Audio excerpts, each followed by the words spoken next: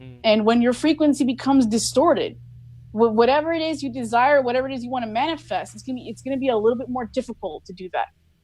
When you clear your own frequency, your own vibration, you're able to emit a more powerful frequency and vibration out into the universe to co-create, because everything's a feedback loop. This reality is a feedback loop. Whatever you are, whatever you think, whatever you feel comes back to you, because that's what you put out.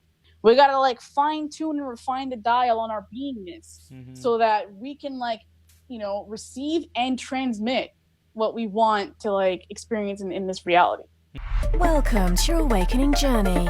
Today's destinations include higher consciousness and actualized potential. If all ascenders could now please be seated in a comfortable meditative posture, we are about to ascend.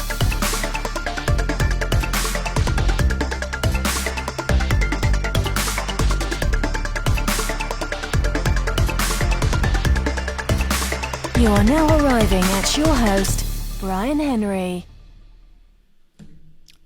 What is up, Ascenders? Welcome back to another episode of Awaken. This is episode 19, and we're going to get into it. So today I'm joined by another fellow Ascender, and I'm very excited to be bringing her on. She is a warrior of truth, and she believes in using media to make a real difference.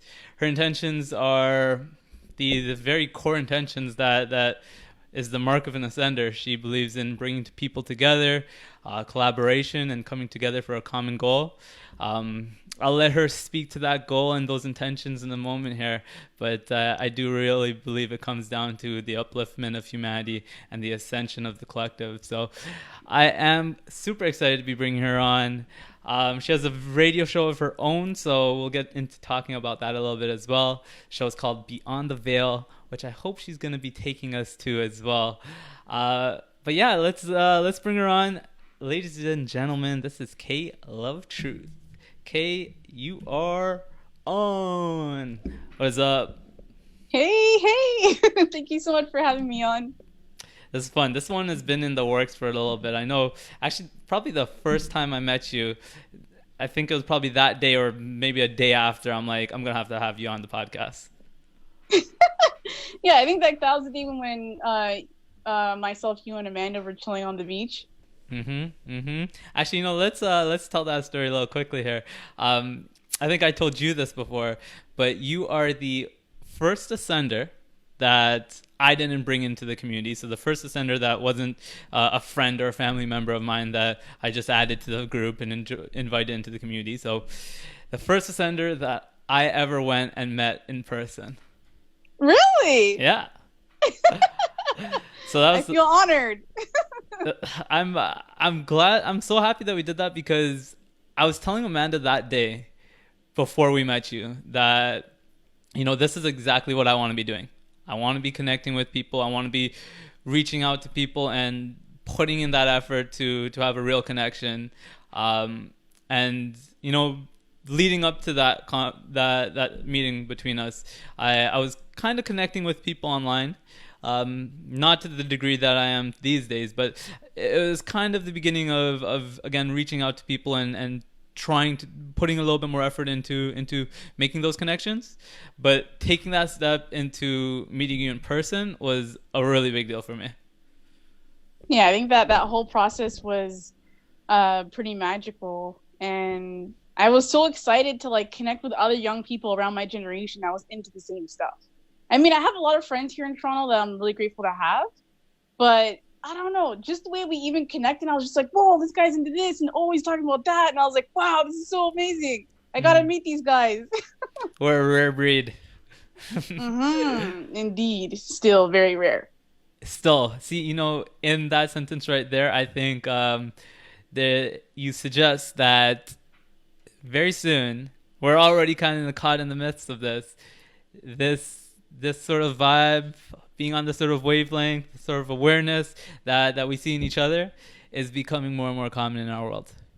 And like as we step more into our own authentic power and we cultivate more love for ourselves, our vibration increases.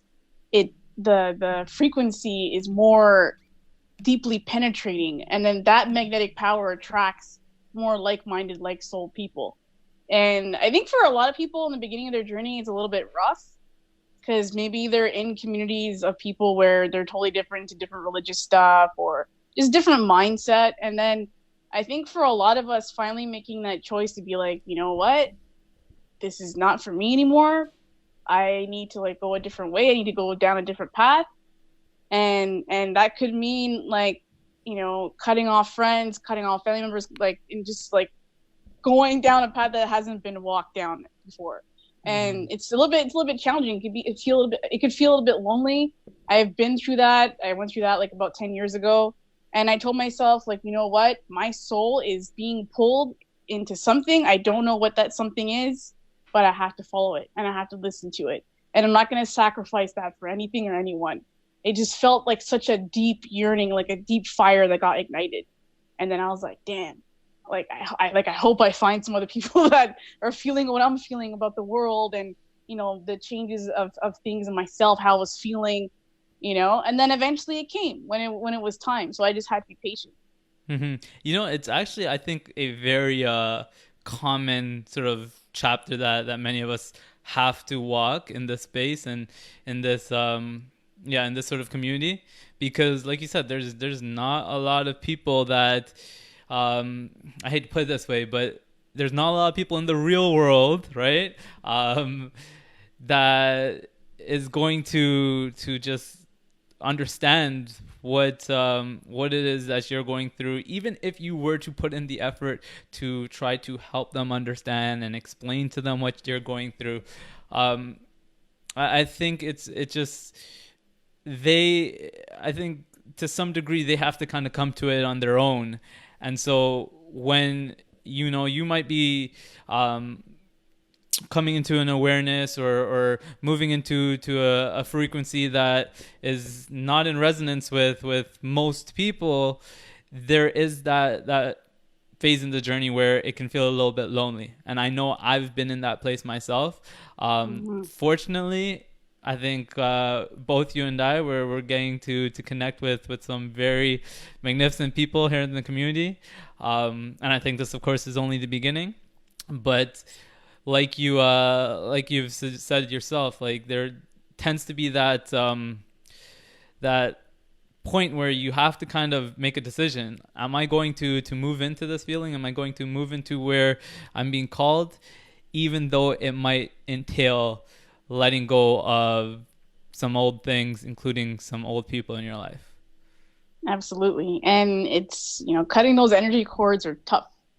You know, these could be people you've had like a long history with, have certain bonds with, and it takes a lot of courage to like search your heart and be like, man, like I gotta follow this. You know, I can't just stay comfortable in this zone just to hold on to these people from my past. I have to like have courage and trust that the universe is pulling me into something much greater.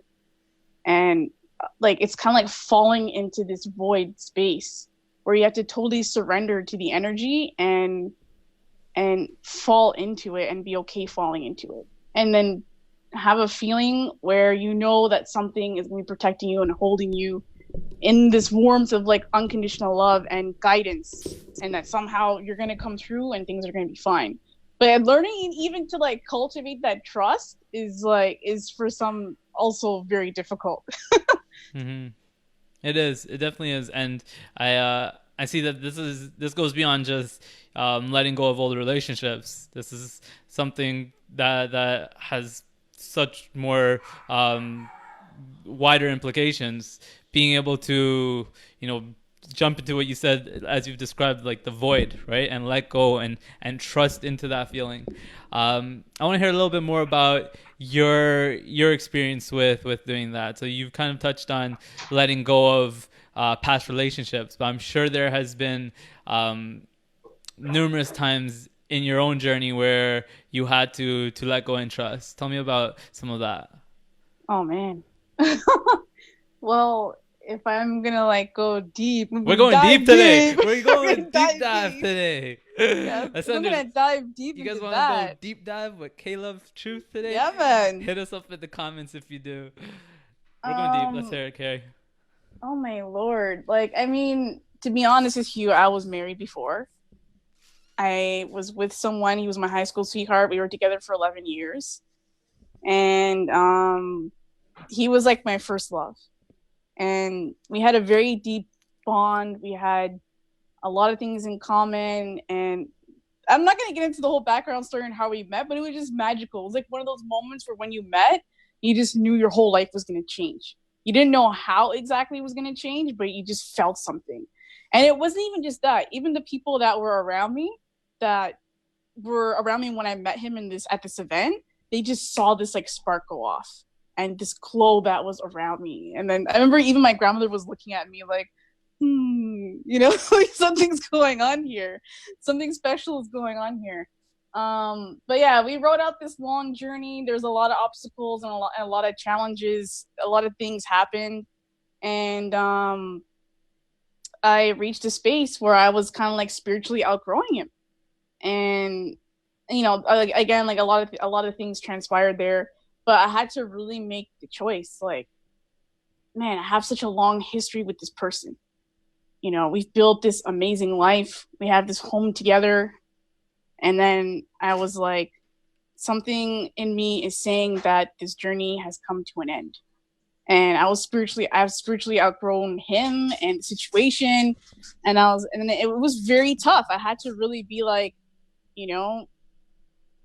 I love this person, but I have to like listen to the call of my soul. And if the call of my soul is telling me that it's time for me to walk away, I have to listen to it.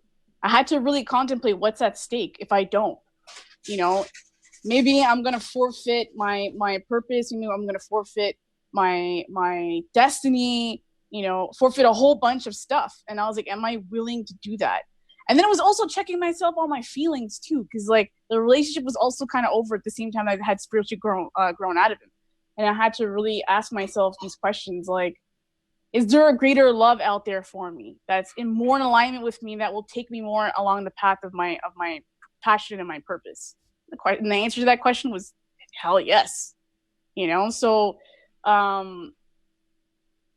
as much as I cherished our relationship and the love that we had and the journey that we walked together, I had to like just cut the cord and feel safe knowing that it was the right choice and that it was for both of our higher good in the end, and that somehow, some way, I'll find love again, and the magic will come back in experiencing that magic in relationship. I wasn't really too worried about that. I'm a hopeless romantic. I'm always going to believe in love no matter what happens. So yeah, so that's like kind of, I hope I answered your question, but yeah, that's one scenario. No, it's definitely a great example of having to take that leap. Now, what I want to hear about is, you were able to make that decision because you came to a point where you were able to recognize that when you went in, you were able to recognize that hell yes, this is in alignment. This is what I need to do. Now, I think where most people struggle though is because they aren't able to connect to that hell yes. Right? There's too much inner distortion and conflict that is keeping them from, I feel like they can still connect to that knowing. I do believe we all are able to, and at all times are able to connect to that knowing. But I think where things get challenging is when we're hearing that yes. Let's say you were to go in and you were to hear that, yeah, there's something better, but it didn't come through powerfully. And because of that, there's still that doubt, because it's not that strong, yes, this is what I need to do. Now, how do we go from, sensing that this is the right path into, again, just connecting to it in a way that it's, I got to do this, and in a way that you're ready to act and you can act and you take that step. That's like such a profound question. um, Man, it's a process. Like I would say, I like to use computer analogies, especially since after watching the movie The Matrix. And I feel like what has to happen is, as an individual, you have to do a lot of introspection. You got to go through something that's like what in the computer world, doing a hard disk defrag or like a disk defrag. You got to defrag all parts of your being, your emotional programs, your mental programs, your spiritual programs. You got to really assess everything, reassess everything, and sort out the blockages that are there. Because as long as you have a lot of scattered thinking and scattered energy in your being and a lot of blockages, that intuitive knowingness that's trying to come in and speak to you is going to be blocked or just not filter through completely. So you have to really take the time to perform that hard disk cleanup or defrag, and then allow those pieces of your soul, those pieces of your awareness to kind of come back into greater focus and greater clarity. And then that voice, that intuitive voice of your higher self or spirit guides, whatever it is that's trying to talk to you to give you that guidance, it would be able to come through with greater clarity and greater sense of resonance, where your heart will really be able to connect and be like, yes, that's it. That's what I got to do. And as soon as you find that, as soon as you connect with that, it's over, man. Like nothing's going to stop you, because it lights a fire underneath your ass. You're not going to continue staying in the energies that you were in before. And I think another difficult part of this too is being patient with the process, because that takes time. And in this fast-paced world, as I talk about on my radio show, this is also, as a side note, as it's off tangent, it's so weird that you're interviewing me, because I'm always interviewing everybody else. Actually, you gotta tell me at the end of it what you think about being on the other end. Yeah, definitely. But yeah, going deeper into that process, like it's like in this fast-paced world, because of social media, people are posting photos of success and photos of them, I don't know, doing whatever the hell it is, and then maybe you're seeing it, and then maybe you're sitting there thinking like, man, I'm still not there yet. Like, man, I still haven't figured that out yet. Why am I not at this place yet? And I talked about this with one of my guests a few shows ago, named Randy May. We were talking about the influence of social media and putting that social media kind of puts a little pressure on us sometimes socially. And when it comes to like our success and our perception of ourselves and all these kinds of things. And that social media, as well as pressures from family and friends, can also stop us from having that patience. Because maybe they're saying, oh, how come you didn't do that yet? Or how come you're not there yet? It's just or an added what's going voice. on with that? It's another voice, just another one of those voices. And it's like we already beat ourselves up on the inside enough already as it is. Mm-hmm. And then we have all these other voices coming to us around us in our community, our families, our friends, and then on social media. And then like really, like my guest talked about on my show, she said, you got to take a pause.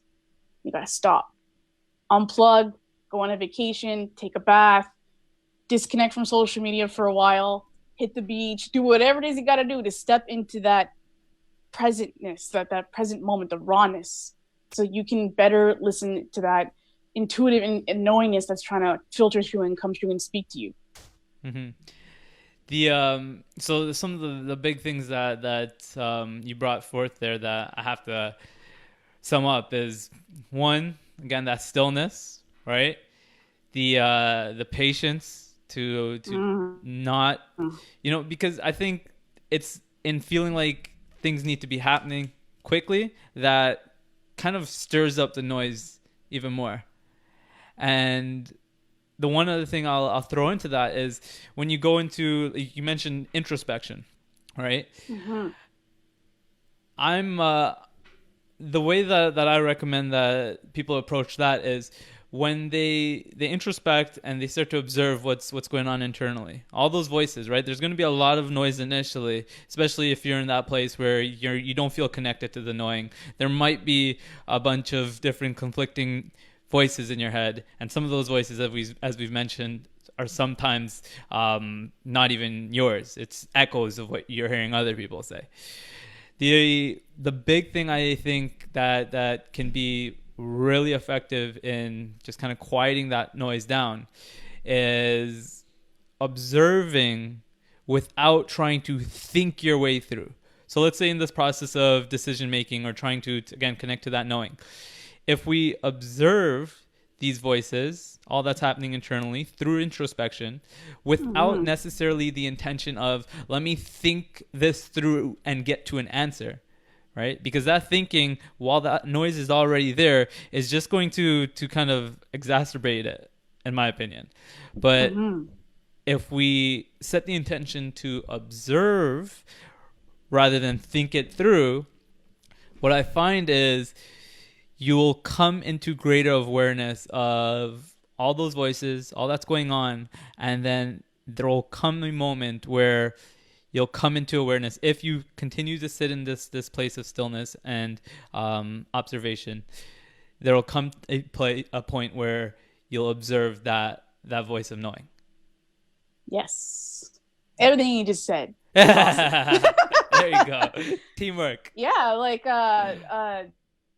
it's funny. I went on this amazing meeting yesterday that I had. It was like 5 hours long. I didn't even think it was gonna be 5 hours. It was supposed to be 1 hour, and it turned into this amazing conversation. He's gonna be a guest on my show in the future. But we also spoke about this magic of just being an observer, watching the world, watching people, watching yourself, watching the thoughts, like you said. And then as you watch all these things like coming through you, you begin to realize, like, wait a minute, I don't think that's me. That's something outside of me that I'm allowing to come and affect me. And then as you said, like, you start to filter, and as you dig deeper and you keep filtering, you once again find this place where you're able to be in the presence of your own energy that is disconnected from all this other stuff. And then when you connect to that again, that rawness, that realness, that strength of your own energy, your own spirit, then navigating all these other things becomes a little bit easier. And again, it's a challenge to stay in that space because, you know, we're in this 3D reality, but the more we do it through meditation or even just through the active observation, it becomes easier and easier. And then that energy stays with you and it strengthens your energy field. You have more protection, more sense of awareness, self-awareness, and all these things. And then you start experiencing more synchronicity and more magic. And, you know, it's like a catalyst. Observation to me is a catalyst. Yeah.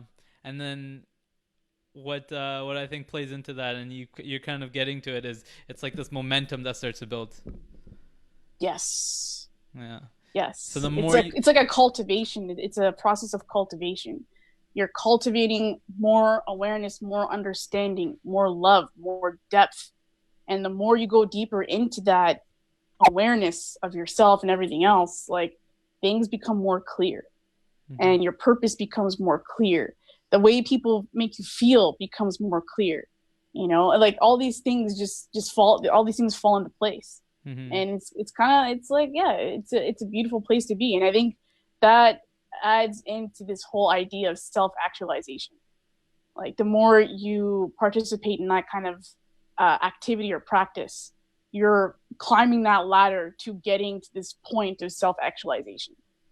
Right. See, I always say that it's that feeling that we're describing, right? The feelings that come with being in that place, that is your guide to let you know that, you know, you're moving in that right direction, right? You say self-actualization, that whatever we want to call it, self-actualization, ascension, movement towards your potential, coming in alignment with your purpose.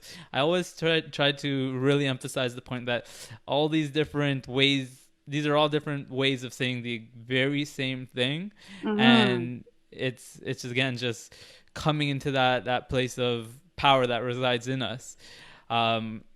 And then the other thing that comes through right now that I want to mention to this is getting into this place also is as I find that one of the best first steps in this direction is first trusting that it's there within you. Even if you don't yet feel it, even if you haven't yet connected to it, simply knowing that you are capable of this and that truth lies there in your core can be enough to, again, just be the catalyst to come into that place. I love how you just mentioned that. I love that. Yeah, absolutely. I think for some people who are in the earlier stages of the awakening process, the ascension process, I think sometimes witnessing other people in their community that are a little bit more advanced on that path or that journey can be intimidating. Oh, I don't really feel intuitive stuff, or I don't hear my spirit guides, or I don't really sense these energies. Is there something wrong with me? It can create like weird insecurities. But like you said, if everyone trusts that if I have it, you have it, and they hold on to that, then it helps them on the journey. Yeah, that was an amazing point. I love that. Thank you. All right, cool. So, this is kind of one of the only things that I had in the back of my mind in terms of directions I want to take this. Beyond the veil, how would you describe what the veil is? Well, first, actually, let's give mention to your show. Okay, so yeah, my show is called Beyond the Veil, and I just launched it on, I believe it was September of this year. And so background story, I met someone, like, I guess it was last summer, not the summer that just passed, but the summer before, so summer of 2017. And he has his own radio station, and he previously worked for like Stevie Wonder for like 20 years, had his own radio show in California, blah blah blah. Got to talking, became really, really close, really, really great friends. And he mentioned to me one day, like, Kay, you should have your own radio show. You'd be amazing to have your own radio show. And I was like, nah, I'm not ready for that. Like, I was so shy and so, like, nervous. And he just kept on bugging me about it over and over again. Until I gave in. I was like, you know what? Maybe he's right. Maybe I should just take this plunge and just there do you this go. and One not of wait. Those moments of letting go again. Exactly. And it was like quieting that voice that was telling me, oh, wait until you've lost more weight, or wait until you have more money, or wait until you have this and that. I had to be like, shut up. You know what I mean? Enough. It's time to like rock and roll and get this going. You know what I mean? So I finally got it going, and it was like a little bit tough to put myself out there and be really vulnerable. I'm a Scorpio. I don't like to be vulnerable a lot sometimes, especially if I don't really know people. But it was like really like allowing myself to be more vulnerable, more transparent, and just putting myself out there.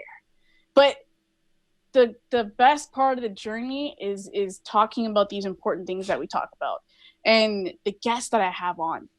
Like, these people are amazing people. They have great messages, really loving, caring people that just want to be of service out there. And for me, it's like a privilege and an honor to like connect with them and have a conversation. And the goal is to hopefully, like, kind of like you do right here with these live streams and with your podcast, to like be a catalyst in people's expansion of awareness, and to love themselves more and to find out what their soul purpose is. And anything else that they end up getting assistance with by listening to the podcast. So, yeah, Beyond the Veil. Okay, I love it. Congratulations on getting that off the ground. It's honestly, it's not it's a huge step to take. I think I mentioned this to a client the other day. He posted his first YouTube video, right? And I was like ecstatic, and he was kind of excited about it, but he's just like, oh, no one's really watching that. And I'm like, what I had to say to him was that, brother, how many people do you think out there has considered the idea of starting a YouTube channel, or starting a podcast, or starting a blog, right? I'd be willing to bet that number is probably above 95%. Most people at some point in their journey has at least considered or thought, it'd kind of be cool if I did this for myself, right? Mm-hmm. Now, what percentage of that people actually does it? Exactly. And I think that's what, not to create division or to judge anyone, but I think that's what sets certain people aside. Those who like take that leap and say, you know what? I'm not going to swear. I swear sometimes. F it. You know what I mean? I'm just going to go and do this. And like, yeah, I definitely fell into that space where I'm like, you know what? Screw this. I'm just going to go and do it. And, yeah, I'm like, oh man, what if nobody watches, or what if nobody listens, or what if nobody's paying attention, and all these. I had to filter all these thoughts out of my awareness and out of my head, and I had to tell myself, like, you gotta like do it for the love. Do it for the love of it. Do it for the fun of it. If it's meant to get out and it's people are meant to see it and gain from it, it'll happen. Mm-hmm. If not, at least you had fun with the journey. Mm-hmm. And it kind of brings me to a song that came out from one of my favorite reggae stars. His name's Chronix. I don't know if you know Chronix. No, I don't. He's an amazing reggae star, really young cat that's on the scene right now. He has a song that's called oh my goodness, one second. Do it for the love, don't do it for the likes. I like Man, that. when that song came out, I was like, bro, that's hot. And I think that's where we got to be at as content creators and as leaders. Don't do it to get recognition. Don't do it to get popular. Don't do it to get more friends. Do it because you love doing it. Do it because it lights you up. Do it because when you wake up in the morning, you think about doing it, it gets you excited.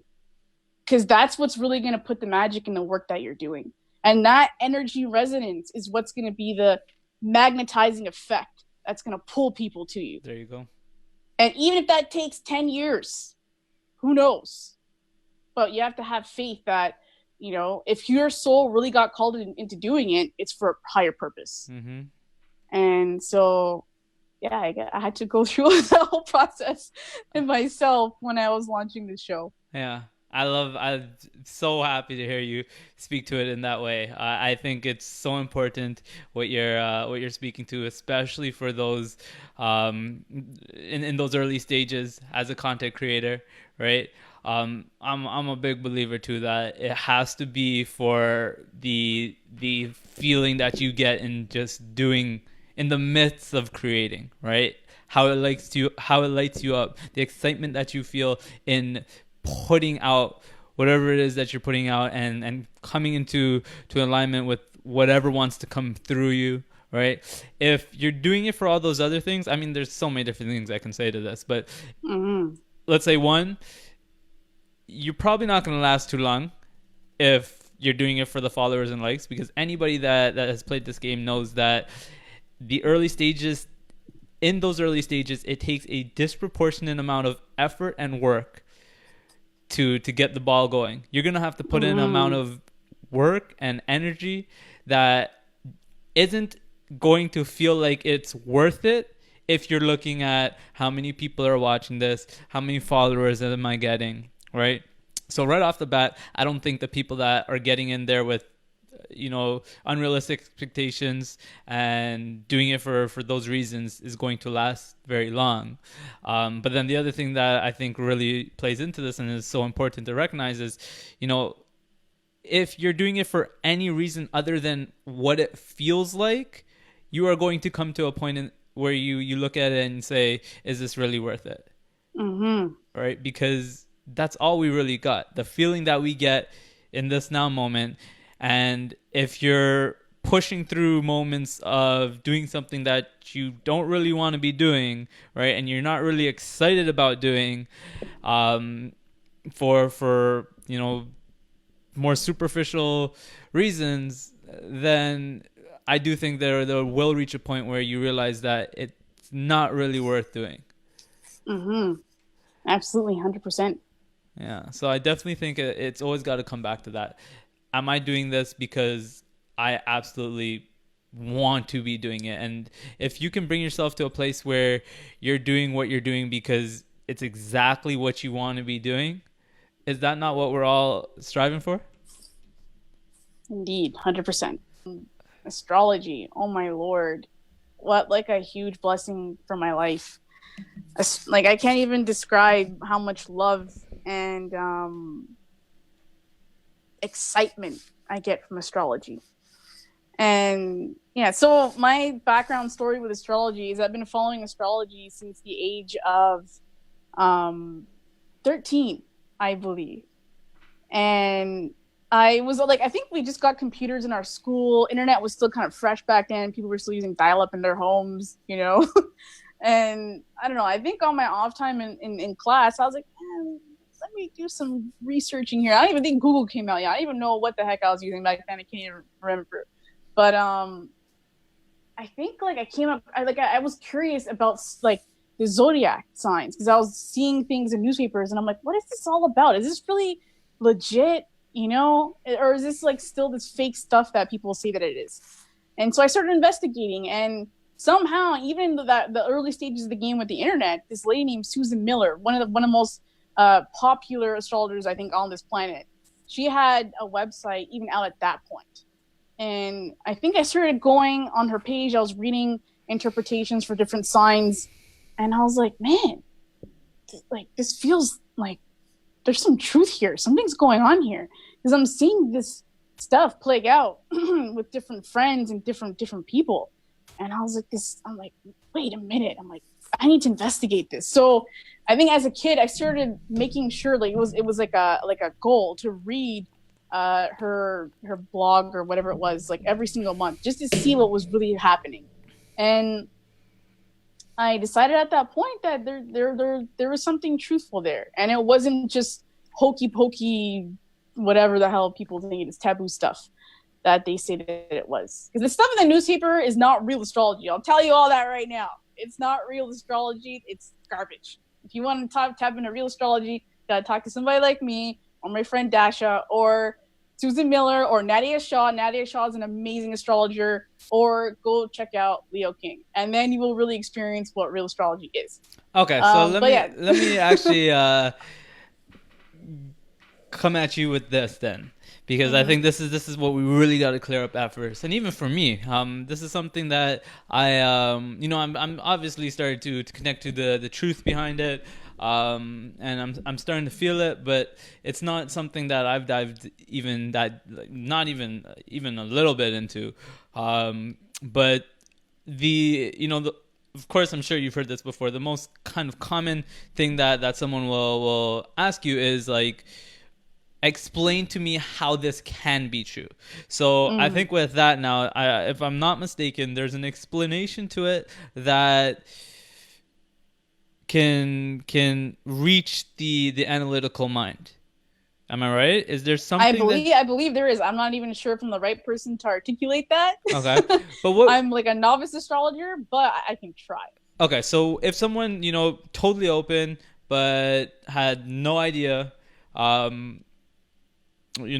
completely sleeping, came to you and said like, how can this be true? How can and this is probably what you'll hear from someone in this place is like, how does the planets have anything to do with me?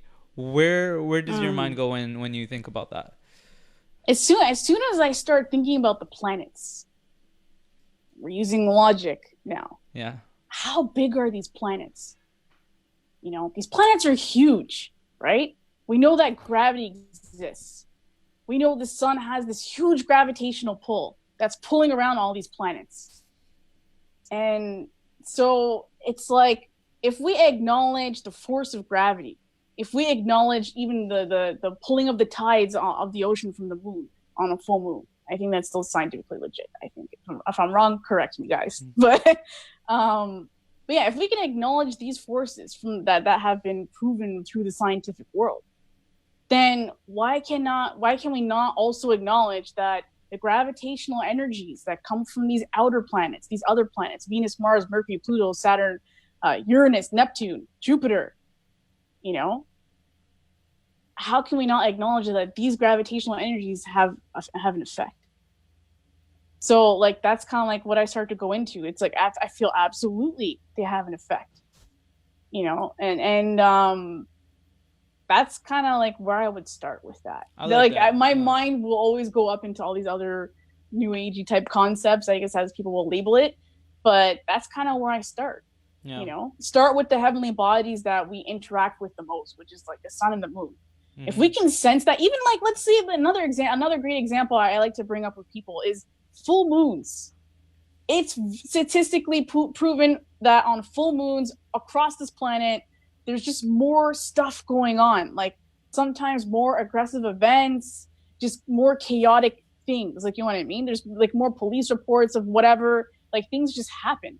And it's like, if they've reported on that kind of stuff, if they have stats on that kind of stuff, that's on a full moon. What about the other planets? You know? So I started to like get curious about all these things. Mm-hmm. Nice, I like that. Yeah, it's I'm glad it's interesting because you definitely point to a few things that one that again might be still in that place where they want to analyze and use logic to understand this. We'll be able to kind of grasp, right? Well, gravity is our first an obvious example of celestial bodies playing a role in what's going on the surface of the earth. Okay, now moving forward past that, now, what does astrology mean to you? Wow, that's like a what a question. How I put it to people is astrology for me is a diagnostic tool to figure out the energies that we're sensing on a daily basis. And it's a diagnostic tool to help us better understand ourselves and our place in the world, and also where our soul wants to go, which we can all see in a natal astrology chart. So that to me is like the greatest gift of astrology, is being able to help people come in a deeper relationship with themselves, know what their talents are, their strengths, their weaknesses, their soul destiny, maybe sometimes even past life karma, all these things, being able to like give them like something to work with, something more tangible. It's one thing to like do a tarot card reading or a psychic reading and they tell you this, they tell you that, and then you're off again on your own journey. Like it's like, okay, what do I do with this information?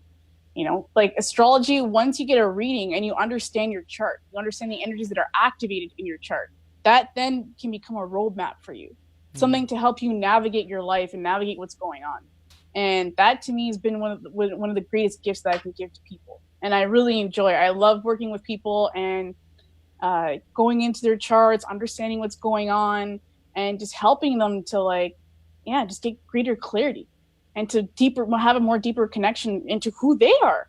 Because sometimes I'll tell someone about something about their chart and they'll be like, wow, I didn't really think about it like that. But now that you mention it, I do experience those things. Or, oh yeah, I do feel like that. And oh yeah, that has happened to me. You're right. And then I'll be like, yeah, I can see that here in the chart. And I also freak people out. Like I went to the Caribbean a few years ago and I was giving astrology readings. And a lot of people were like, how could you possibly know this about me? Like, are you reading my mind? Or like, are you super psychic or something? And I'm like, no, I'm just interpreting the energies that are in your chart. That's it.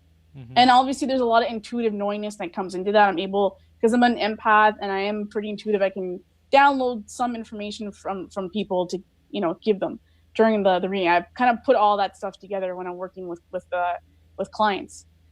But yeah, that's what astrology is to me.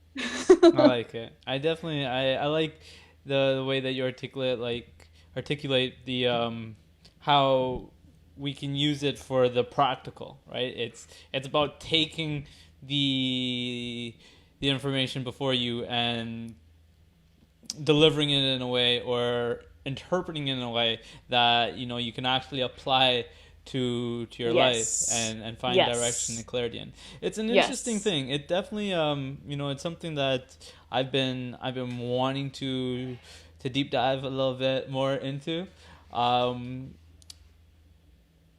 Actually, what that kind of reminds me of is, I think a few months way back, actually, probably shortly after our meeting, I had asked you, like, where would you suggest someone begin if they want to deepen their understanding in this area.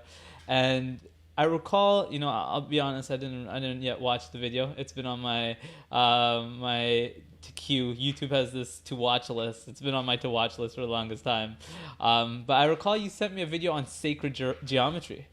Oh man, I sent you. Then that must have been. I sent this to everybody. It's called sonic geometry. Okay, so where does this fit in? Well, actually, probably before you even get into that, what is sacred geometry? Oh my goodness. So, I found out about sacred geometry probably in 2009, 2010. And it's kind of, it goes like, again, I'm not the best person to articulate all these things. I'm still wrapping my mind about what it all is.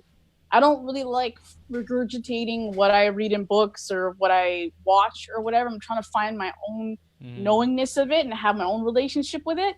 But from what I understand about sacred geometry is that every shape in this universe emits a frequency. And that frequency and that vibration has an effect on us. It can be a catalyst or a conduit or an activator of some kind. So, and learning how to play with these energies, like our ancestors, like learned somehow along their journey. Like they learned that certain shapes will do certain things. They'll be able to, I don't know, heal people or activate more psychic awareness in themselves. Or it can enhance the growing of a plant or something. Like all of these shapes have their own power, essentially, and have their own sound. One amazing thing about the documentary Sonic Geometry is it was so well done. Like, guys, if you haven't watched this documentary, go and watch it. It will blow your mind. They amazingly illustrate how every shape has its own sound. And so if you can imagine seeing, like, let's say like a sacred geometrical shape, like the Merkaba type geometry, or the flower of life geometry, or a tetrahedron, that kind of thing, they show that these shapes have their own specific sound. So when you're looking at the paper, intuitively, psychically, yes, you're not hearing the sound, but you can feel the vibration once you tune in. Okay, and so once we perfect thing to jump in here with. Okay, yeah, go ahead. I recall, and this is the exact same thing, but it's the other way around. I think it was some kind of liquid. It might have just been water, and they were showing how playing different frequencies to it, right? So playing a different frequency above that water, towards that water. It was probably just speakers directed to it. Actually, I think it was based on the frequency being projected by the speaker. The shapes, you can see like ripples in the water, yes. But the water would, you guys got to watch it. Like I can only describe it, but once you see this, your mind will be blown. But you can see that the change of frequency changes the shapes that you see in the water. So yes. Right there, you see like. And this is actually called cymatics. And for me, I love sound. My dad was a recording engineer. I grew up around speakers and mixing boards and setting up mics and all these things. Like sound for me and music, again, because of my dad, was a very important part of my upbringing. So when I learned about cymatics, I was like, damn, what the heck is that? So this is amazing. What is cymatics exactly? Do you know? I'm not the best person to articulate these ideas, but from what I understand, like cymatics is understanding that a certain frequency and vibration creates a shape. Okay. It creates a pattern. And there's something that people can YouTube. There's a guy named Nigel something, and he has these amazing YouTube videos where he like plays instruments and sounds, and it's creating these like cymatic patterns and shapes, and it's an incredible thing where we understand that not only is a sound, but it's form. And it's kind of like what they mentioned in the Bible. I mean, I'm not the best person to like recite these things, but they say for something like, oh God, like first there was the Word and the Word was God, and it's not like some kind of a philosophical understanding that in the first word being spoken gave shape to the universe, gave shape to like this reality that we're in. So, and I mean, these are like parables and things like that to explain really highly complex ideas, but it's the same thing. Like sound creates form. Sound is an energy, and it's everywhere. And everything that we see, taste, touch, whatever, has its own frequency and vibration. We may not be able to see it 100%, but it's there. And yeah, once you understand that, like, going into cymatics, learning about oscillation of frequencies and all these things, if people go and Google this, they're going to see, or actually YouTube it, there's experiments where people use frequencies and they vibrate it at such a high at such a high frequency that they can break glass. They can do things with sound. And Nikola Tesla himself, from what I believe, if you know who Nikola Tesla is, I hope. Well, okay, awesome, good. Yeah, Nikola Tesla himself, early on, being like the amazing genius that he was, understood that he could manipulate frequency and do stuff. So, from what I understand, he created a machine that essentially created earthquakes through using frequency. Really? And it shook parts of New York and freaked people out. And yeah, so again, like sound healing, frequency, cymatics, all these things, like it's worth people diving deeper into. There's so much there to discover. You know, I have to bring it up. I'm sure you've heard this quote from Tesla. It something along the lines of, if you want to unlock the secrets of the universe, you have to think of things 369. Oh, yeah. Was that? Okay, so I heard two versions. Oh, so you think of in terms of frequency and vibration. Right, you need to think in terms of frequency and vibration. You know, I'm loving this because in the spiritual space, we always talk about frequencies, right? Everything is energy, everything has a frequency, and we're understanding. You know, there's that knowing to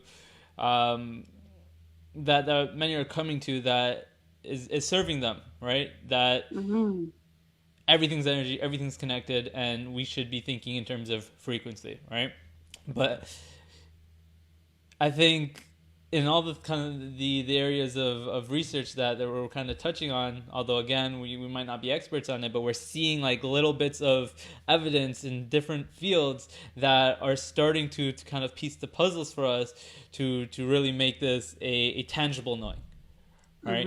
And to me that's super exciting because it's that bridging of the gap, right? The bridging between what we have conclusive scientific evidence for and what we've been speaking to and sharing for so many years, but you know, there's still, especially in this day and age, there's still skepticism around because there's no evidence to, no scientific evidence to, at least. So it's really cool because if you go into it, and it's you know, it's not the easiest thing to find because a lot of the sort of science that I think will start to support some of this is new enough that it's not mainstream information, right? So it takes a little bit of digging, but you know, it's becoming more and more clear to me that if you do that digging, you will start to find some very interesting information that is starting to help us better understand this world as a energetic one that is operating with frequencies. Yeah, and like again, like going back to the work of Nikola Tesla, Roel Raymond Reich, Wilhelm Reich, all these great inventors. There's actually a few more that I their names escape me. They're bookmarked somewhere in my phone in my notes. If people dive deeper into the work of, let's say, for example, David Wilcock, he's done a really good job of categorizing different inventors, what knowledge they came into, why it's relevant, how it's been proven, and how it can help us on our journey. So, like people like Raymond Reich, this guy created his own device that was able to, like, I think it was like some kind of I don't even know what the heck the term is for this, like some, like the opposite of a telescope, but one of those things, a micro telescope, there we go, something of that nature, where he was able to like zoom in and really see you know, different diseases like cancers and things like that. And then he came into understanding that all these diseases have a frequency, they're vibrating at a certain frequency. And then he discovered that by using another frequency, you can cancel it out and it disappears. And this guy, he discovered this was like 1930s or something like that. And unfortunately, like what happened to Nikola Tesla and Wilhelm Reich and countless others that I don't even know about, you know, somehow the government finds out about these things, their work gets confiscated, or they get death threats, or they end up dead, or something of that nature. But people have understood for decades, centuries, thousands of years that we can do so much in this reality if we learn how to consciously manipulate frequency. Mm-hmm. Mm-hmm. You know, actually, I have to bring up another. I hate to butcher this, but from my understanding, I have read a type of again. I hate to butcher this, but I have to bring it up. There was something along the lines of taking a. It kind of connects back to what you were saying, like finding a frequency in a disease, right? But I believe it was the frequency of a cure, and you know, again, I'm not gonna go into it, and perhaps I'll put it in the show notes because I definitely think this is resources worth diving into. But I recall it was something along the lines of they took a frequency that was found in one lab that showed positive benefit to some sort of condition, and they sent that to a lab through a file, a audio file on the computer, and they used it across the world, and it was able to have the same sort of positive effect on this condition or disease or whatever. That's incredible. Yeah, so I believe it. I believe it 100%. I know that there's solutions out there that can do that, and there's other tools that people can use to play with frequencies and come into deeper relation with frequencies to heal their body and to release blockages and cleanse their body, their vessel, their spirit. So like they can start researching things like Solfeggio tones, using different tones. Like, for example, 432. People like Ralph Smart, people like, oh my Lord, I can't name anybody else right now. Oh, the people who made sonic geometry, they also speak highly about the 432 hertz frequency. So there's these kind of sounds. There's 528, there's 741. There's different frequencies that have different effects on us that can help us and heal us in different ways. Mm-hmm. There's different tools. There's tuning forks. Tuning forks are something that, again, is very ancient. Our ancestors were using these things a long time ago. And so each tuning fork gives off its own frequency.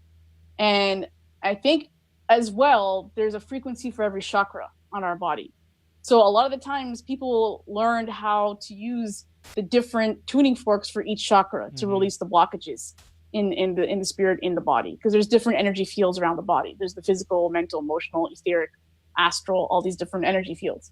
So there's different things like that. Using Tibetan singing bowls, you know, things of that nature, the crystal singing bowls. There's all these different tools that are around us that give off different frequencies that help to bring in like a sense of healing into the body.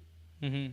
See, it's what's starting to become more clear to me is that all of these different healing modalities, everything that we use, or even the things that we don't use but are subject to that affect us, whether that's, you know, deliberately using some sort of tool or practice for our betterment, or having something even bring us down, it can all be broken down to this, right? It can all be broken down absolutely. to the frequency of whatever it is that we're resonating with, and how is it resonating with us, and then thus influencing us on this level. And one thing that just popped in my head right now, I think something wanted to remind me to say this, is that we internally have the power and the gift to heal ourselves because we have voice, we have tone, we can make tones, you know, naturally. So chanting different chants, you know, Om Mani Padme Hum, you know, all these things are different kinds of mantras that are out there, again, brings healing into your body. So we don't really need to always resort to using all these external tools and apply all this stuff and all these things. You know, there's priests and monks and all kinds of amazing people just sitting in meditation in a forest or sitting anywhere that they were and just producing these tones within their own voice, like their own body. You know. How do you think frequency of thought fits into this? Frequency of thought. The mind is a beast. The mind is, in many cases, complex, but also very simple. The mind is capable of so many amazing things and so many destructive things.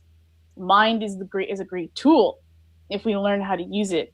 Mental energy is very powerful if we ground that energy. And yes, it does emit its own frequency. And so I think from my experience, from my understanding right now, it could change as I evolve, as I continue to ascend. There's a relationship between our mental energy frequency and our emotional energy frequency. When we form a relationship, a harmonious relationship between the two, I feel like that's when we really step into this space of manifestation and being able to magnetizing and co-create the reality that we want to create. There's got to be that harmony, though. If your mind is thinking one thing or your emotions are feeling a different thing, it's pulling you in different directions. It's sending an incomplete message into the universe. So I feel like, this is going off a little bit of a tangent, but I feel like, in order to like be really clear with yourself of what you want to manifest, you have to unify these parts of yourself, emit a solid frequency into the universe, a solid intention, and then things kind of flow a little bit easier. But I think the problem I feel in this time frame is the over intellectualization of things. We're so much in our brain, in the mental, thinking and theorizing and strategizing and all these things, and we're disconnected from our own feelings, our own emotions. And this is one thing that I discussed in my radio show with my guest, Chris Dubb. If some of you want to connect to that, it's up on my podcast. You can find that out. But we talked about the issues with a lot of men not being able to connect to their emotions and being only in their mind or whatever, and just having this like disconnect. Mm-hmm. So I think in this period of time, I think what's naturally happening through the rebirthing of the sacred divine feminine energy is that we're kind of like learning to rebalance these things again. The mind is powerful. It's a great tool. It's not to say that it's a bad thing to theorize or strategize, intellectualize. It's fine. But when that takes over and then all the other parts of your energy are ignored or abandoned, I think you create a schism in your own energy field. Your own frequency that you're emitting as a being becomes distorted. Mm-hmm. And when your frequency becomes distorted, whatever it is you desire, whatever it is you want to manifest, it's gonna be a little bit more difficult to do that. When you clear your own frequency, your own vibration, you're able to emit a more powerful frequency and vibration out into the universe to co-create, because everything's a feedback loop. This reality is a feedback loop. Whatever you are, whatever you think, whatever you feel, comes back to you, because that's what you put out. So if we're putting out a frequency that's stable, it's kind of like tuning the radio signal on a dial. Sometimes you gotta like dial that thing just the right, perfect way to get that clear signal coming in so you can listen to that radio. Mm-hmm. It's the same thing. We gotta like fine tune and refine the dial on our beingness so that we can like, receive and transmit what we want to like experience in this reality. Mm-hmm. That was like a huge tangent. I love it. I hope that made sense. That was potent, I think, is the best word to describe it.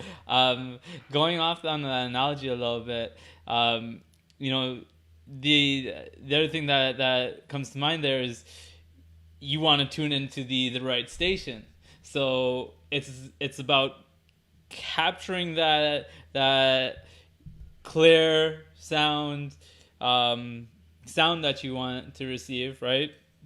And of course, in this analogy, seeing that reality that you wish to create by tuning into that. But then, of course, again, bringing all of you to tune into that one station, to that one reality, because the more of you that's in alignment with that reflection that you wish to see, the more powerfully you're going to be, like you said, to co-create that. So, because whatever it is that we want, it's already there in some part of our reality experience. It's already been created. It's just a matter of getting into an alignment with that frequency, because we live in a holographic fractal reality. Every single possible potentiality already exists. So if we think about reality like that, all it is about tuning into that frequency. That's it. That's like the hardest part of the game. Mm-hmm. It's so, I don't want to say it's so easy, but really it is. It's just that we make it more difficult for ourselves. Even with me saying all this stuff to you right now is a reminder to myself, because I obviously forget. Like, I'm gonna go back to cooking and back to doing all these things, and sometimes the weirdness goes away. Mm-hmm. So even with me talking about these things, it's a reminder to myself. But yeah, essentially, like, if we can step into this trust that, like, all of these potentialities already exist, all we have to do is fine tune our focus, our intention, our desire, really be clear about what it is, and then it will happen in due time. And how empowering is it to know that it's already there? It's already in existence. It's just a matter of tuning in. Right? You're not creating from nothing. You're shifting into the experience that you desire. There you go. There you go. Exactly. Yeah, and you mentioned, like, we can say this, but perhaps we're not always fully integrating this knowing. But I think we can both speak to how more naturally we start to see results in our life when we come back into this place where we feel, we feel this truth that, it's there. We just need to shift. And like I said, it's I've seen it play out in my own life, where when I start to think in terms of this, it tends to be a lot easier to manifest. And I think it asks of us to be relentless, to be ruthless with our focus. And if that means, again, coming out of social media, or blocking out certain friends, or not doing certain things, or not eating certain foods, if that's what it means, then that's what's got to be done. You got to be really focused every day on what it is you're doing, why you're doing it, and what it is you actually want. And as soon as you have that fine-tuned clarity, everything just, like, clicks into place. And again, going back into synchronicity, like, the stronger you are in that relentless, like, ruthless, like, deep, raw focus, the synchronicities just pop up, like, nonstop, happening all the time. And then you know that you're in the flow. Like, I know when I'm not in the flow. Like, if I don't see one of my triple numbers in a day, but I'm not seeing my 1111 or my 222 or one of these numbers in the day, then I can honestly say, like, like, what took me out of alignment today? Why am I not in alignment? What's wrong? What did I do, kind of thing? And I do that introspection and that reflection again. And it's fine too. We're humans. We're not perfect. We're going to fall out of alignment. We're going to mess things up, and it's fine. We just have to be gentle with ourselves and just be like, okay, yesterday was like that, whatever. Today it's going to be different. Today I'm going to try to be more in alignment and focus. Forgiving and focused. That's how much power is in those just two simple. And I want to emphasize the word simple, right? And of course, not always easy, but if in those words right there, be forgiving and be focused, there really needs to be no further explanation, right? Those words are as straightforward as it gets. And it's nice to know that if we simplify it to these, these core these key factors, let's say, right? These main points. It really happens. I know I said it's not easy, but it happens easily from there. Once you come into this place where you're able to forgive yourself and focus. Now, Kay, I know that we were only kind of scratching the surface here. Throughout the conversation, I had like 10 different things in my mind that I wanted to move into, but I know that we're a bit short on time. So we're gonna have to get you back on for another chat, because there's a ton. There's so much. There's a ton. I really wanted to like dig into like conscious enterprises and making a new conscious economy and all these kinds of things, because these are some of the bigger projects I'm working on in my life with other people, is supporting conscious organizations, conscious individuals who are trying to like go forth, trust in their purpose and their passion, and learn how to sell themselves in the world, learn how to communicate their values so that they can support themselves on that journey. A great guest I had on who helps people on that journey is Beth Martins. She's I guess you would say a business coach, and she's helping a lot of people to get clear on what it is they want to do and how to step back into the world and ask the world to compensate you for that value that you're offering. So it could be Reiki, it could be, I don't know, life coach, it could be becoming an organic vegan cook or something. It could be any one of these things. But it's like the more we each of us step into that purpose and unplug a little bit more from the matrix, the more power we get back. And so yeah, that's one of the major themes of my life right now that I'm focusing on. One of the things is shifting that stuff. Yeah, I was gonna say one of the things I love about you is that you're thinking big. And it's go big or go home, man. 100%. I have a ton of respect for that. I really, really do. Again, I know we're barely making a dent into the kind of stuff that you and I could get into, and I think a lot of the areas that we both would love to dive into, we'll make time to get into it. But I want to take you through the ascending round before we hop off here. But like I said, we are gonna have to get you back on to explore some of these bigger ideas. Yeah, definitely. I'd love to come back on again and tap into that, talk about conscious business and all those things.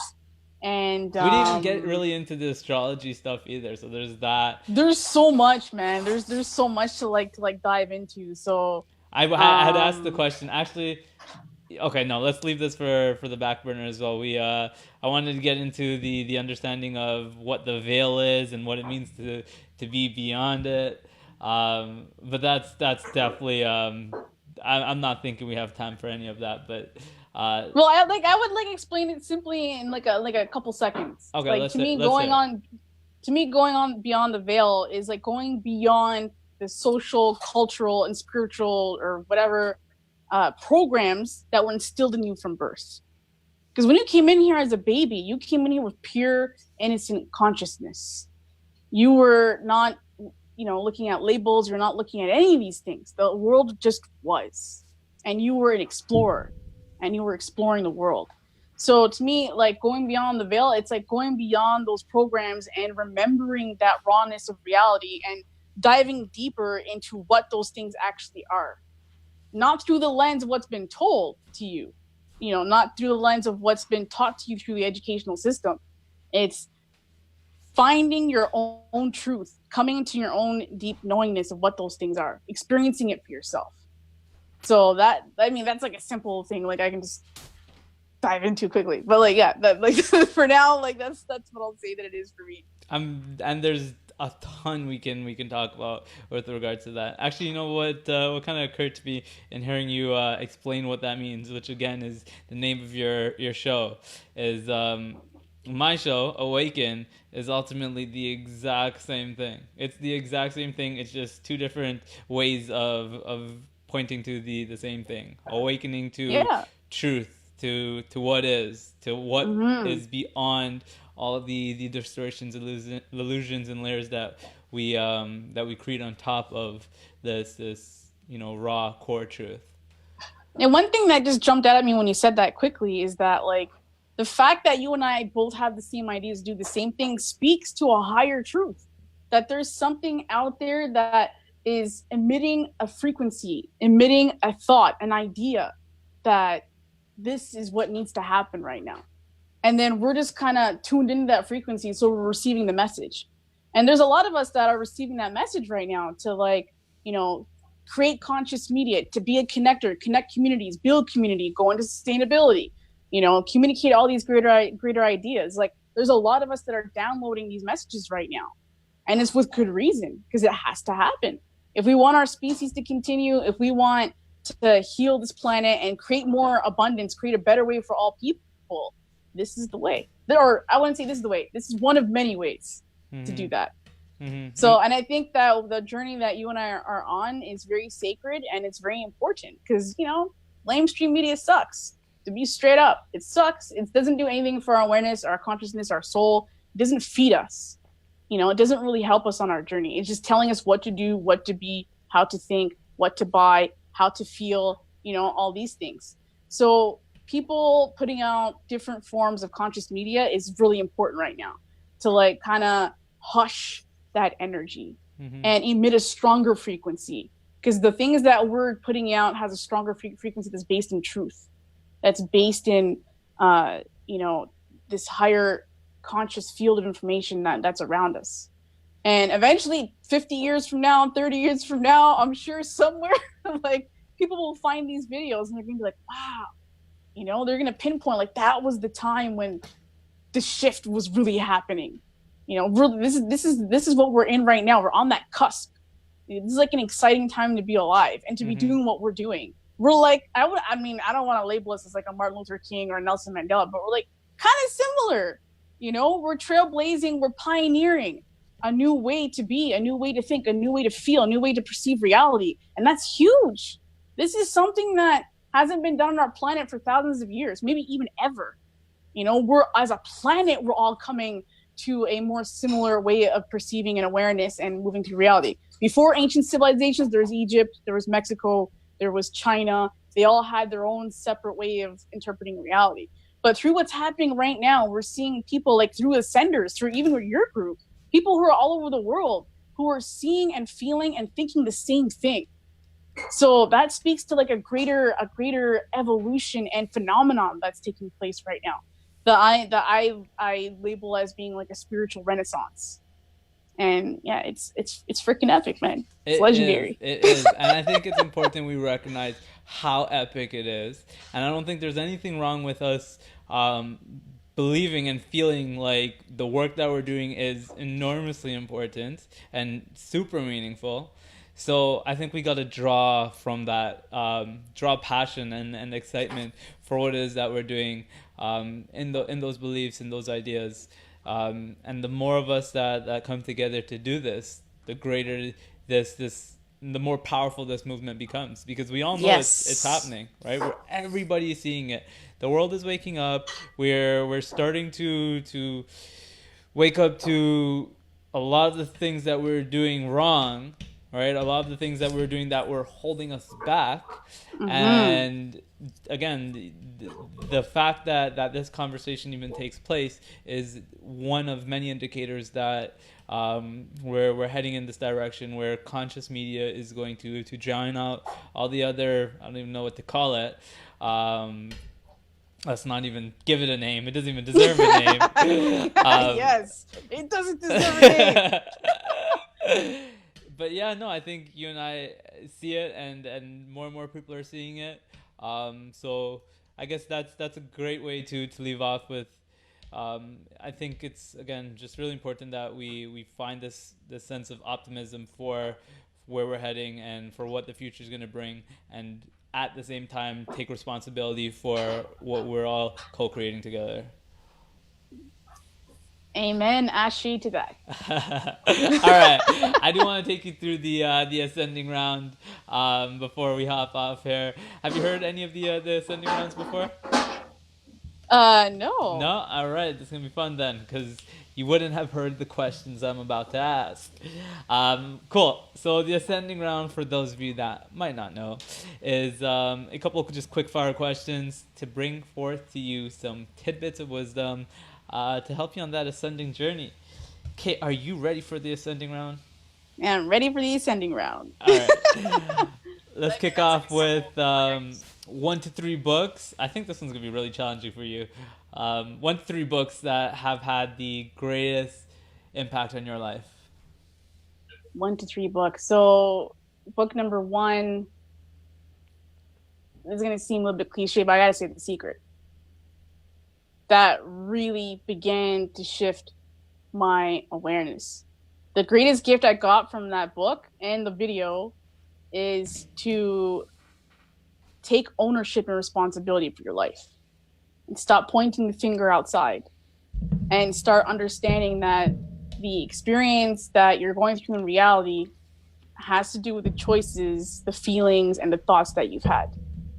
And so that, I swear to God, the first time I read the book, and even I remember more profoundly the first time I finished watching the documentary, I cried. Really? Like I cried. I was like, damn. Like it just hit me. Like I was like, I gotta change. You know, like I've been like messing some stuff up, and I really need to like rethink what it is I'm doing and why I'm thinking this way and why I'm feeling like this and that and all these. And then it also reminded me that I had already been tapping into this law of correspondence, this law of attraction in many situations. And those situations in my life showed me when I was in alignment and what it felt like. And that helped to act as a guide to help me in other moments to be like, remember that feeling? Remember what that felt like? You know, remember when you're in that moment? That's what you got to do now. Like, you know what I mean? And it was like a guide. So Secret helped me with that. Book number 2, Spiritual Warrior by John Rogers. I got this book from the library here in the Beaches area where I live. And yeah, I was just going through it. And just the principles that were in that book blew my mind to the point where you can't see it now. If I turn my camera, you can see it. I made these posters on my wall based on the wisdom that was in that book, because that's how profound it hit me. And yeah, and then I think after that there's like a couple others. It's so hard to choose. It's like a 50-50 between the 4 Agreements and The Alchemist. Like oh my god, actually I don't even know. It's between 3 different books. The Alchemist. Just throw it in there. I don't think anyone's complaining that you're giving them more. Yeah, The Alchemist, 4 Agreements, and The Celestine Prophecy. Celestine Prophecy came out before The Secret, and I feel like it was like a good segue into like the book release of The Secret, because it was already talking about energy. It was talking about being to be able to empathically sense other people's energies. Energy vampirism. It got into all these different themes in that book, and spoke more to like the shift that we're currently in right now. And yeah, so those books, I have to say, like really were like great catalysts for my journey. Awesome, cool. And I think you gave us like what, 6? The Secret, The Alchemist, Celestine Prophecy, Spiritual Warrior. 4 Agreements. And 4 Agreements, 5. Thank you for that. All right, next question here is, this is the one that most people get stuck up on. What is the best, or one of the best investments you've ever made under $100?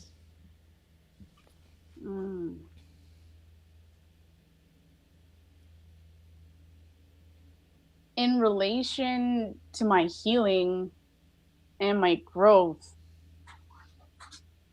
I would say in 2011, I bought my first piece of rose quartz, and a rose quartz ring from a store here, a Tibetan store here in the Beaches area. And that stone changed my life. And I mean, that in itself is a whole other conversation, getting into the frequency and vibration of certain stones and how they're powerful. That stone really brought in a lot of healing into my life.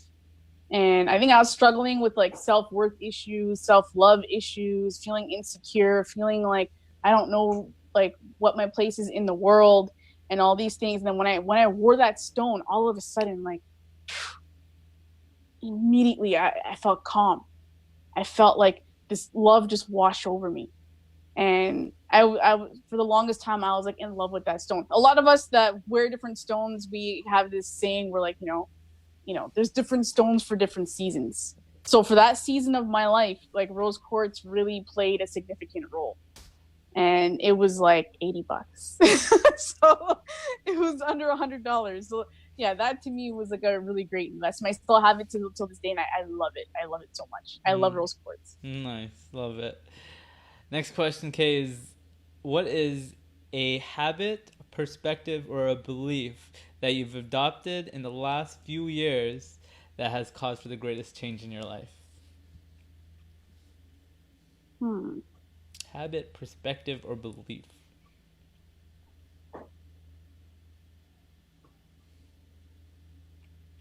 I would say a multitude of those things happened all at once.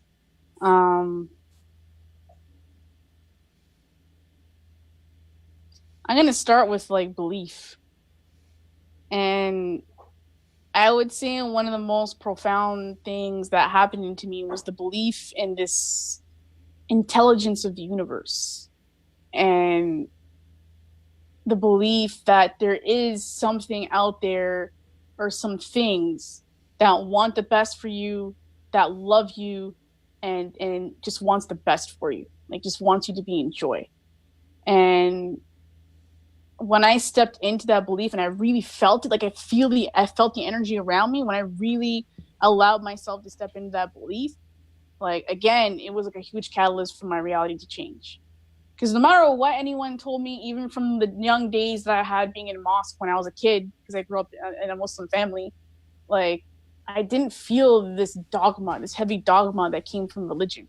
I felt this like other energy around me that was really still and peaceful and loving and calm and mellow and at the same time energizing. And I would feel like, what the heck are these people talking about? Like, I don't feel this fear. I don't feel freedom. I'm going to go to hell, or that like, you know, I'm going to be in trouble or with the angels or whatever it is. I don't feel any of that. And so it was like, yeah, the belief that there's a benevolent force out there that wants the best for you and only wants the best for you. That was like a profound moment in my life. That's powerful. And one thing I want to add to that is coming into that belief moves into the next step, which is allowing for that support to come through. Right? If we connect to this and open ourselves up to receiving that light, receiving that love, receiving that support, it will come through in more and more powerful ways. And I'm starting to feel that for myself. And it's and this goes beyond just the support that we get from benevolent beings that we might not see with our two eyes. This is anything, right? The more you allow yourself to receive, the more you will receive. Yeah, so that's powerful that you bring that one up. I love it. All right, my favorite question of the show. Hit me with it. I'm gonna hit you with this one. Something powerful just happened. I just took a look at Facebook Live, and next to that little eyeball that shows how many people are watching, that number says 7.6 billion people are watching this. Every single soul on this planet is tuned into Awaken. Okay, so now is your chance to share anything that you'd like to with them. Speak any word, any message that you may have. What do you say? Wow, what a question. Oh my God, I can see so many things.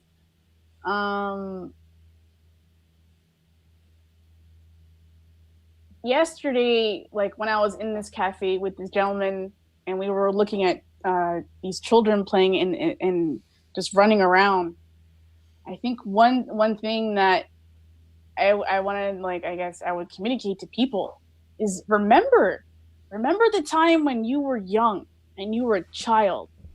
Maybe it's hard for people to remember because it's such a long time ago, but if they just try to tap into the feelings of what that felt like, I feel like they're gonna find moments where there really wasn't any fear.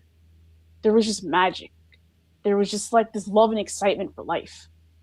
And they just wanted to explore life and just figure it out. And there was like a flow there where they were tapped in, they were plugged in to this energy, to this consciousness field that's around us, around the planet, and goes through the whole universe, whole galaxy, whatever. Like they were plugged in. And I feel like if we could just reconnect back with that sense of innocence, that purity of and that joy of what it was like when we were children, feeling that magic, reconnecting with that magic helps to dissolve all these other schisms in our frequency and vibration that is holding us back from being who we want to be and doing what we want to do in this reality, and further shifting this planet into greater abundance for all people. So I don't know where else I want to go with that. I don't think there's anything else to be said, Kay. That's beautiful. And I will say that just hearing you share that message, I was able to bring myself back to that place. And I I think can see that you're glowing with that energy. Like you're in that like fun space. mhm. I think it's a reminder that sometimes all it takes is a reminder. Mm-hmm. And the more that we can remind ourselves of that place, now that you've brought it forth and brought it to our attention, we can use that as a reminder. And if we just keep on bringing it back to that, like Yeah, we it's like, again, when you brought up the word simple and the profoundness of that. mhm. Again, like, we need to simplify things in our life. We don't need all these rules and these practices and these books and all. It's like, it's just more stuff to feed us and distract us and pack more into our brains. Right now, I feel like we need to unpack, you know? And if we could just focus on just those basic things, just living in that joy, And I think, and again, in the Secret, I think it was Abraham Hicks. She had a profound quote in that film, and she said, "Follow your bliss." And again, it's like being in that childlike state. You follow your bliss. You're having fun. You're enjoying. Being in that energy is an automatic navigational tool that will help you to find your way. And I think, again, we saw this in the journey of the alchemist in that book. I have to reread it again because I read it when I was really young. But yeah, like, it's being in that energy is so magical. And when you're in that, you're not fearing. You're not like, oh my God, what's going to happen? Or, oh, there's this, oh, there's that, oh, there's this person, this competitiveness or whatever it is, jealousy, ego, all of that, it just dissolves away. And I think it kind of goes into also embarking on this hero's journey, this proverbial hero's journey that we are all on, that we see in films and all these things. We go through this process of refinement and refining how we see the world, how we feel, who we are.